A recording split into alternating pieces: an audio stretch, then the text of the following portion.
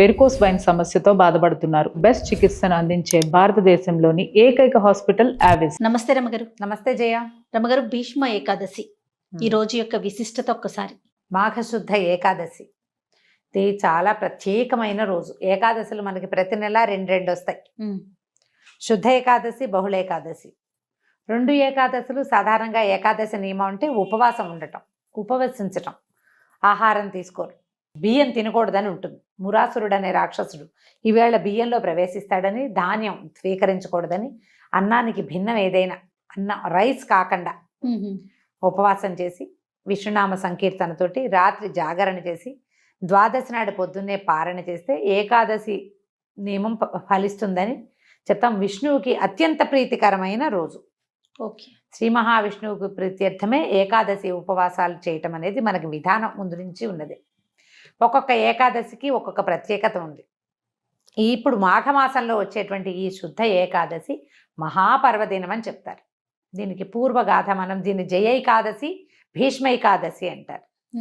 ఈ ఏకాదశులు భీష్ముడి పేరు ఎందుకు వచ్చింది అనేది ఎప్పుడు ఈ రోజున స్మరించుకోవాలన్నమాట. భీష్మ పితామహుడు, ఇది ఎప్పటిది, మహాభారత కాలం ముందు కూడా ఈ ఏకాదశి ఉంది. ఆ తర్వాత కాలం నుంచి ఇది భీష్మైకాదశి అయిందనమాట. భీష్మ పితామహుడు మహాభారత యుద్ధం ప్రారంభమైంది. 10 రోజుల పాటు చండప్రచండంగా యుద్ధం చేశాడు. అతిరథ మహారథులందరూ మహాయుద్ధం చేశారు. ఆయన దిగలేదు, పడలేదు, ఆయన జయించలేకపోయారు. ఒక దశలో శ్రీకృష్ణ పరమాత్మ అంతటి వాడే, చక్రం పట్టను, ఆయుధం పట్టను, కేవలము సారథ్యమే చేస్తానని అర్జునుడికి మాటిచ్చి రథాన్ని తోలే కార్యక్రమాన్ని మాత్రమే పుచ్చుకున్నటువంటి శ్రీకృష్ణ పరమాత్మ కూడా ఇవాళ చంపేస్తాను భీష్ముడిని అని చెప్పేసి రథం మీద నుంచి దూకి చక్రాయుధాన్ని విసిరపోయాడు. అంత పరాక్రమవంతుడు భీష్మ పితామహుడు. అబ్బా, భగవంతుడి ఆయన దండబెట్టాడు. అసలు భాగవతం పోతన గారి పద్యాలు అయితే ఎంత బాగుంటుందో. ఆ శ్రీకృష్ణుడిని వర్ణించే శ్లోకం, ఆ కృష్ణుడు అట్లా దూకి తన మీదకి వస్తున్నటువంటి కృష్ణుడిని చూసి భక్తితో నేల మీద పడి దండం పెట్టినటువంటి భీష్మ పితామహుడి అసలు ఆ పద్యాలు వర్ణన విని తీరవలసిందే.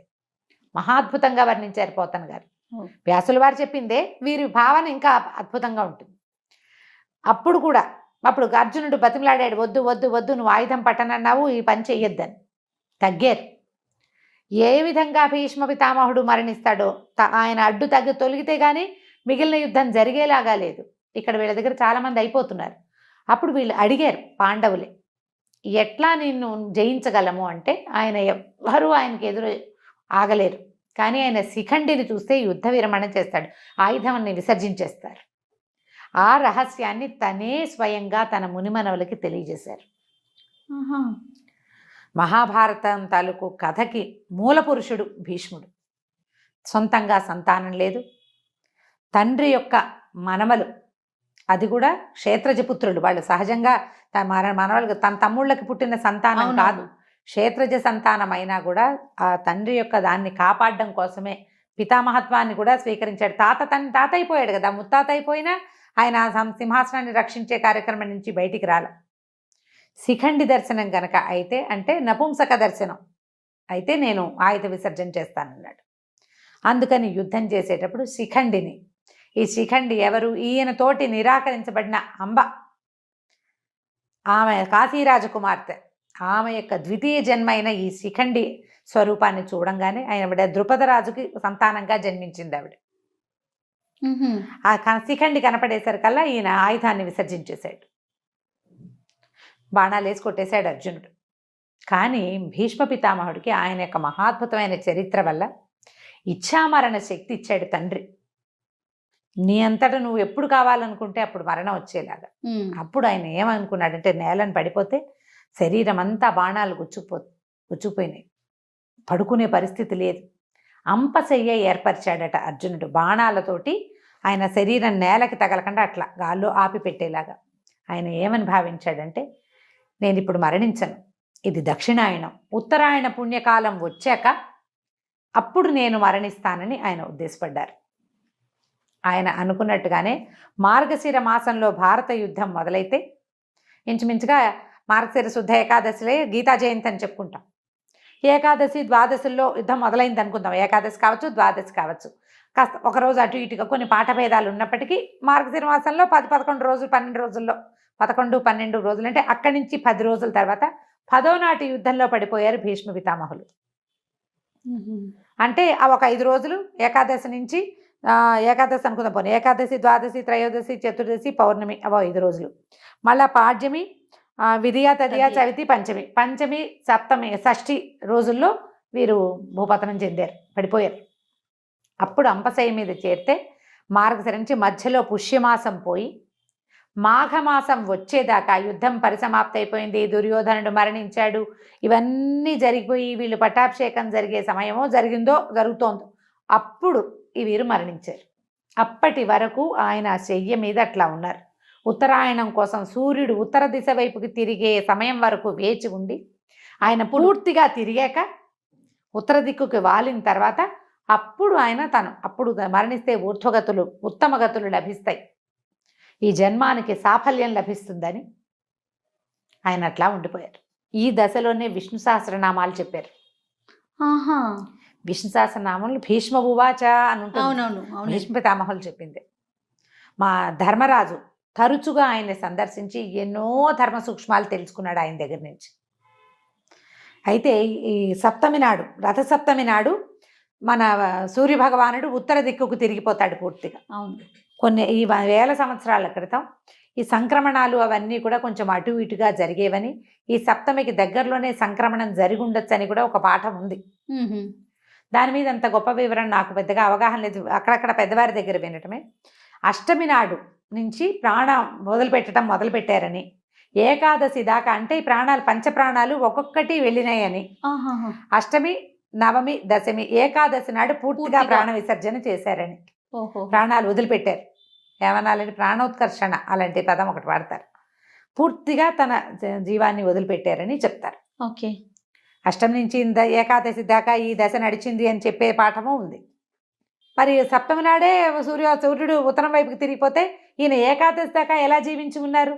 సూర్యుడిని చూడగానే వెళ్ళిపోవాలి కదా. ఇక్కడి నుంచి మొదలుపెట్టి అలా జరిగిందని ఒక పాఠం. అయితే వీరు ఇంత మహాభక్తులు భీష్ముడు, తర్వాత మహాద్భుతమైనటువంటి చరిత్ర కలిగిన వాడు, అత్యద్భుతమైన భక్తిపరాయణుడు, భగవంతుణ్ణి నేరుగా కంటితో చూడగలిగిన వాడు. ఆయన యొక్క మరణం ఏ రోజునైతే జరిగిందో ఆ రోజున ఆయన పేరుతోటే భగవత్ప్రీతికరమైనటువంటి ఏకాదశిని ఆయన పేరుతోటే పిలవాలని శ్రీకృష్ణ పరమాత్మ ఆదేశించారని చెప్తారు. ఇలాంటి ముక్తి, ఈ రకంగా ఇచ్ఛామరణంతో ముక్తిని సాధించగలిగిన వాళ్ళు ఇంకా ఎవ్వరూ మనకి ఏ కథలోనూ, ఏ చరిత్రలోనూ, ఏ పురాణంలోనూ చెప్పలేదు. అంత అత్యద్భుతమైన వ్యక్తి భీష్మ పితామహుడే. ఆయన చరిత్ర మొదటి నుంచి, ఆయన పుట్టుక నుంచి మరణం దాకా ప్రతి విషయము అత్యద్భుతంగానే ఉంటుంది. అయితే ఇంత అత్యద్భుతమైన వ్యక్తి ఇంత బాధాకరమైన మరణం కోసం వేచి ఉండే కార్యక్రమం ఎందుకు జరిగింది అంటే, ఎవరైనా కర్మశేషాన్ని అనుభవించవలసిందే. ఓహో, ఆయనది అనుభవించటానికే ఉన్నారేమో అంతేనంటారా? అనుకోవాలి. ఎందుకంటే ఈ ద్రౌపది వస్త్రాపహరణం జరిగేటప్పుడు, పాండవుల పట్ల అన్యాయం జరిగేటప్పుడు ఆయన కొంత మౌనాన్ని వహించాల్సి వచ్చింది. ఆ తప్పు ఏదైనా నివారించకపోవటము, అడ్డుకోకపోవటం కూడా పాపమే. స్వయంగా చేయకపోయినా కూడా ఆపలేకపోవటం, ఆ ఫలితాన్ని ఈ స్వరూపంలో అనుభవించడానికి సిద్ధపడ్డారు స్వచ్ఛందంగా. తన తప్పిదం ఉంది, ఆ తప్పిదాన్ని ఆయన స్వయంగా అనుభవించడానికి ఎంత సామర్థ్యం కావాలి. అలాంటి సమర్థవంతుడైనటువంటి వ్యక్తి యొక్క పేరుని, ఈ కథను తలుచుకుని భీష్మ ఏకాదశి నాడు విష్ణు పూజ చేస్తే అత్యద్భుతమైన ఫలితం లభిస్తుంది అని చెప్తారు. వైకుంఠ ఏకాదశి ఎంత పుణ్యప్రదమైనది, ఎంత అత్యద్భుతమైన ఫలితాన్ని ఇస్తుందో అలాంటిదే ఈ మాఘమాసంలో వచ్చే భీష్మ ఏకాదశికి కూడా అటువంటి ఫలితం లభిస్తుంది అని చెప్తారు. ఈ రోజున దేవాలయ దర్శనం కానీ, ఉపవాసం ఉండటం కానీ, జాగరణ చేయటం కానీ, ఎవరికైనా ఏదైనా దానం చేయటం కూడా, ఇవాళ చేసే దానము అవన్నీ కూడా చాలా అమోఘమైన ఫలితాన్ని ఇస్తాయి. కథ తెలుసుకుని పిల్లలకి చక్కగా భీష్మ పితామహుడి గురించి కథలు అవి చెప్పగలిగితే మరింత బాగుంటుంది. కృష్ణనామ ఈవేళ మొత్తం కృష్ణనామంతో మనం రోజంతా గడపటం, ఎవరితోటి పోరాటాలు యుద్ధాలు అవి చేయొద్దు. ఓకే. పోట్లాటలు లేదు, సాధ్యమైనంత మౌనం అవలంబించండి. భగవన్నామ సంకీర్తన చేస్తూ గనక ఉంటే ఏదైనా మనం చెప్పుకోలేము, ఏదో సంగీతం ఏదైనా వింటుంటే భగవన్నామాలతోటి అది కూడా మంచి ఫలితాన్ని ఇస్తుంది. కొంచెం ఇలా పర్వదినాలప్పుడు గనక మనం కొద్దిగా జాగ్రత్త పడితే, శ్రద్ధ పెడితే మనకి భగవంతుడి సేవలో పాల్పంచుకునేందుకు అవకాశం లభిస్తుంది. నమస్తే. నమస్తే జయ.